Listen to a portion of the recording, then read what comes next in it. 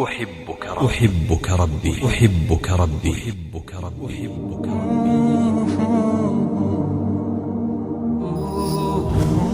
I love you Allah. أفلا يتدبرون القرآن أفلا يتدبرون القرآن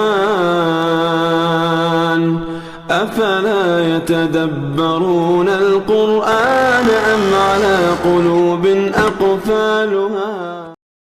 عجائب البحر أعظم من أن يحصيها أحد إلا الله. كشف علماء البحار في النصف الثاني من القرن العشرين أن في البحار أمواجا عاتية دهماء مظلمة حالكة إذا أخرج المرء يده لم يكد يراها.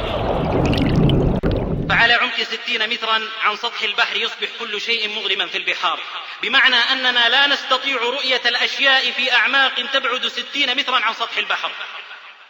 ولذلك زود الله الأحياء البحرية التي تعيش في أعماق البحار اللجية بنور تولده لنفسها. ومن لم يجعل الله له نورا في تلك الظلمات فما له من نور. نسي هؤلاء المكتشفون أن الله ذكر تلك الظلمات في قوله قبل أن يخلقوا وآباءهم وأجدادهم. أو كظلمات في بحر لجي يغشاه موج من فوقه موج من فوقه سحاب ظلمات بعضها فوق بعض إذا أخرج يده لم يكد يراها. ومن لم يجعل الله له نورا فما له من نور. ترجم معنى الآية هذه لعالم من علماء البحار أفنى عمره في ذلك وظن أنه على شيء وأنه اكتشف شيء وأنه جاء بشيء فيه إبداع، فقال في دهشة بعد ترجمة الآية: إن هذا ليس من عند محمد الذي عاش حياته في الصحراء ولم يعاني البحر ولججه وظلماته وأمواجه وسحبه. إن هذا من عند عليم خبير ثم شهد شهادة الحق ودخل في دين الله. نعم، لا يملك إلا ذلك. من واصف الظلمات في قعر البحار سوى الله العليم الباري سبحانه ملكا على العرش استوى وحوى جميع الملك والسلطان.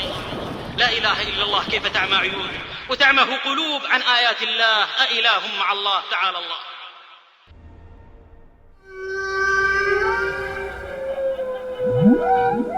الفكر يا إنسان لو أطلقته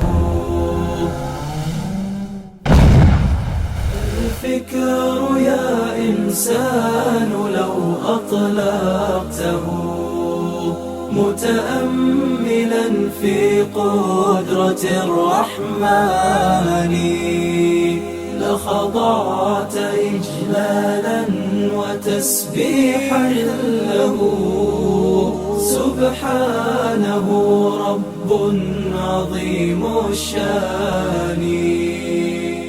تابعونا على صفحاتنا التالية.